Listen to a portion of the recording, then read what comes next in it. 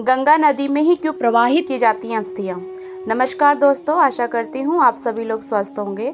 दोस्तों, क्या आप जानते हैं कि गंगा नदी में ही क्यों प्रवाहित की जाती हैं अस्थियाँ और इसका धार्मिक और वैज्ञानिक कारण क्या है। हिंदू धर्म में मृत्यु के बाद अस्थियों को गंगा नदी में ही क्यों विसर्जित किया जाता है? क्या इसकी कोई खास वजह है या फिर महज परंपरा है? दोस्तों, भारत में कई पवित्र नदियां हैं, लेकिन पूरे देश में हिंदू धर्म के लोग मृत्यु के बाद अपने निकट संबंधियों की अस्थियों का विसर्जन गंगा नदी में क्यों करते हैं? मोटे तौर पर इसकी मुख्य वजह धार्मिक ही है, लेकिन इसकी वैज्ञानिक वजह भी है। प्यारे दोस्तों, गंगा नदी को भगवान कृष्ण का आशीर्वाद प्राप्त हुआ है, जिसके चलते इसमें जब मृतक की अस्थियों को प्रवाहित किया जाता है तो उन्हें भगवान श्री कृष्ण की कृपा मिल जाती है।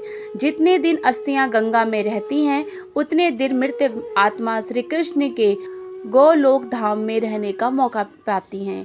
आप कह सकते हैं कि अस्थियां गंगा में प्रभावित होने से स्वर्ग की प्राप्ति होती है। हालांकि भारतीय शास्त्रों में माना जाता है कि जब तक मृतक की अस्थियों को गंगा में विसर्जित नहीं किया जाता, तब तक उनकी आत्मा को शांति नहीं मिलती। इसी वजह से भागीरथ गंगा को स्वर्ग से उतार कर धरती पर लाए थे, जिसके बाद वह अपने पितरों की आत्मा को शांति दिलाकर उन्हें स्वर्ग दिला पाए थे। इसके पीछे एक कहानी है कि कौरवों और पांडवों के पूर्वज राजा सगर हुए थे, जिनके 60,000 पुत्र थे। ऋषि कपिल ने नाराज होकर उन्हें श्राप दिया था कि सभी की मृत्यु हो गई, लेकिन उनकी आत्मा को शांति नहीं मिल रही थी। तब इस वंश में भागीरथ ने गंगा को तप से धरती पर लाने का प्रण लिया। फिर उन्होंने ऐसा कर भी दिखाया। इसीलिए कहा जाता है कि जिस शख्स की अस्थियां गंगा में प्रवाहित की जाती हैं, उसकी आत्मा को स्वर्ग में रहने का आनंद मिलता है। अगर उसके कर्म खराब हो तो वह स्वर्ग में रहती है, लेकिन एक तय समय के लिए। दोस्तों, गंगा को मोक्षदायिनी भी कहते हैं, जिसका मतलब ये है कि अगर गंगा के करीब काशी में निधन हो रहा है तो अंतिम संस्कार इसी के तट पर होने के बाद अस्थियों का विसर्जन यही होता है, तो मृतक को मोक्ष की प्राप्ति होती है।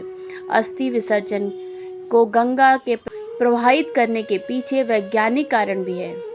हड्डियों में कैल्शियम और फास्फोरस होता है। ये नदी के किनारे की भूमि के लिए खास उपजाऊ होता है। फिर पानी में रहने वाले जीवों के लिए पौष्टिक आहार का काम भी करता है। पानी में फर्टिलिटी पावर भी इसी से बढ़ती है। गंगा भारत की सबसे बड़ी और पवित्र नदी है, लिहाजा इसे भी जीवित रहने के लिए आसपास की भूमि को उपजाऊ रखने के लिए ये बहुत ही ज़रूरी होता है। हिंदुओं की मान्यता है कि अस्थियों का विसर्जन अगर गंगा में हो और हरिद्वार, काशी, इलाहाबाद, गया और नासिक में हो तो ये बहुत अच्छा होता है। हालांकि गंगा जहाँ से बहती है वहाँ अस्थि विसर्जन को बेहद ही शुभ माना जाता है और अच्छा भी माना जाता है। दोस्तों, आपको यह जानकारी कैसी लगी, प्लीज़ कमेंट करके ज़रूर बताइएगा और वीडियो को अंत तक देखने के लिए आपका बहुत बहुत धन्यवाद।